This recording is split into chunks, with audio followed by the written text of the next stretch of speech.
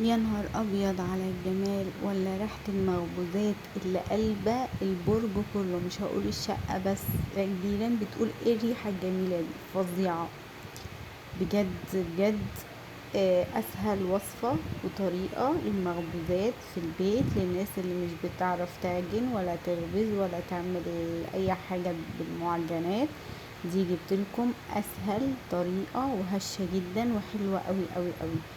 فيها حشوات مختلفة حسب ذوقك وعيوني لحبيبة قلبي اللي طلبت مني المعجنات والمخبوزات دي بطريقة سهلة عشان مش بتعرف تعملها. هنا جبت كيلو دقيق، حطيت معلقة بيكنج باودر، معلقة سكر، ملح، خميرة. قلبتهم كويس مع بعض. هنا دول معلقتين كبار زيت، قلبتهم. وهنا بقى دي بتدي العجينة طراوة ونعومة وحلوة وريحة فظيعة. علبة قشطة، او لو عندك انتي قشطة محوشة وش اللبن كده في البيت استخدميها، بتبقى رهيبة، بتودي العجين في حتة تانية. همزج كل الخليط ده مع بعضه. حبيبة قلبي اللي طلبت مني المعجنات، رحلة سعيدة ويا رب تكون حلوة جدا وتعملي المعجنات دي وتطلع حلوة. انا عيوني ليكم، لو طلبتوا اي حاجة وعايزين تعملوها نعملها مع بعض بأبسط الطرق. هنا حطيت المية حسب العجينة ما بتاخد ولميتها، وجيت على الرخامة رشيت رشة دقيق، وبدأت ان انا اعجن فيها في حدود 10 دقايق لحد ما تبقى معايا زي الاستك كده او زي اللبانة كده، تبقى فظيعة. سبتها تخمر، ما خدتش ربع ساعة بالظبط. شوفوا الجمال بتاعها عامل ازاي، هشة وطرية وحلوة جدا. وبدأت ان انا اقسمها علشان اقطعها واشكلها. وقلنا ان الحشوات عندي مختلفة. انا عملت حشوات، حشيت جزء، قولوا معايا نسيت شوكولاتة، وحشيت جبنة، وحشيت زعتر وزيت زيتون. ده اول جزء. احنا عملناه مع بعض، بفرده خالص كده بالنشابة لما يبقى رقيق. وبعدين بجهز بقى زبدة او سمن المتاح عندك، وبدهنها كلها كده معلقتين حلوين محترمين كده. وبعدين بلفها مربع، بقفلها كده زي المربع كده، وادخلها 10 دقايق كده التلاجة لما السمن يجمد فيها. والسمن ده بيبقى بدرجة حرارة الغرفة او المطبخ. بس بعد ما السمن جمد فيها شوية كده بجيبها، ببدأ ان انا افردها تاني عشان تبقى مورقة معايا، وانا بشكلها تبقى السمن فيها مورق كده وتبقى حلوة. بتشبهني بعجينة الفطاير على فكرة، ممكن تتعمل فطير لما نطبقها كذا مرة كده تبقى فطيرة حلوة جدا. انا جبتلكم اسهل طريقة تعملي تشكلي بيها اللي انت عايزاه. ممكن من غير السمن تتعمل بيتزا. يعني بصي العجينة دي تنفع لجميع المخبوزات والمعجنات. ممكن تنفع معاكي تعملي عيش في الطاسة، مزنوقة في العيش ومش عندك هتعملي منه عيش طاسة. كل حاجة تنفع بالعجينة دي. جربوها وهتعجبكم جدا. ومستنية اعرف ارائكم، الناس اللي هتجربها تقولي الدنيا فيها عجبتكم ولا لا. وهنا اول حشوة معايا شوكولاتة، انا طبعا قسمتها كده مثلثات صغيرة، وبدأت ان انا الفها زي الرول كده علشان تبقى عاملة زي الكرواسون اللي بنجيبه من بره كده، او اي تشكيلة انت تحبيها، بس دي احسن واحدة بصراحة عجبتني.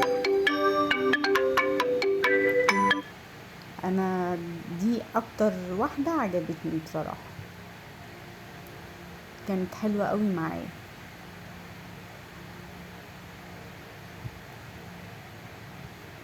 ودهنت الصينية كده شوية زيت او سمنة، وسبتهم بقى. بعد ما هعمل كل الكمية دي بسيبها ترتاح حوالي ربع ساعة قبل ما ادخلهم على فرن سخن، درجة حرارة 200.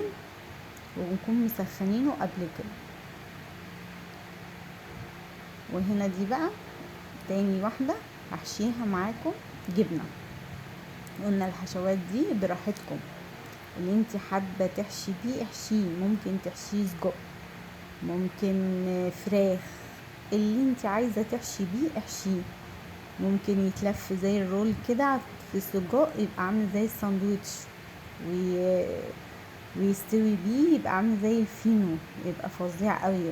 قلتلك العجينة دي انتي هتشكليها بكل الاشكال. الناس المبتدئين اللي ملهاش في العجين ولا اي الكلام ده وحابه ان هي تعمل حاجه في البيت، بجد مفيش احسن من ان انتي تعملي حاجتك دلوقتي في البيت. اولا حاجه المخابز بقت غاليه نار.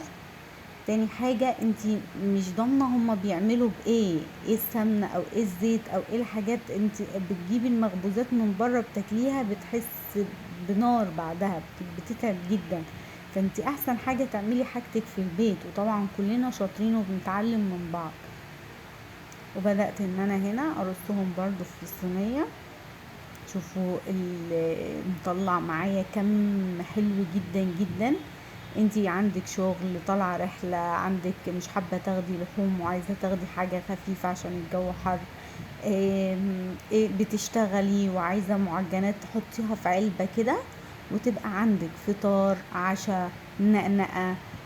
وانتي خارجه لنادي عايزه تاخدي الولاد حاجات خفيفه معاكي كده. فبصوا هتنفع لكل حاجه، والولاد هيتبسطوا بيها جدا لان شكلها حلو وطعمها حلو قوي.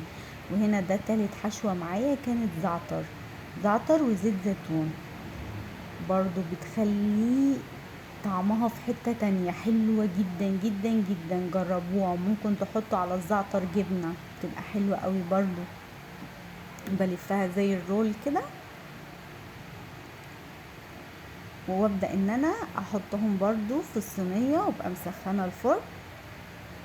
بسيبهم في حدود ربع ساعة تاني عشان تخمر معانا في الصينية وهم مرصوصين كده، عشان تطلع واخدة السوى الحلو. وهنا الوش انا محطتش بيض بصراحة، مبحبش احط البيض.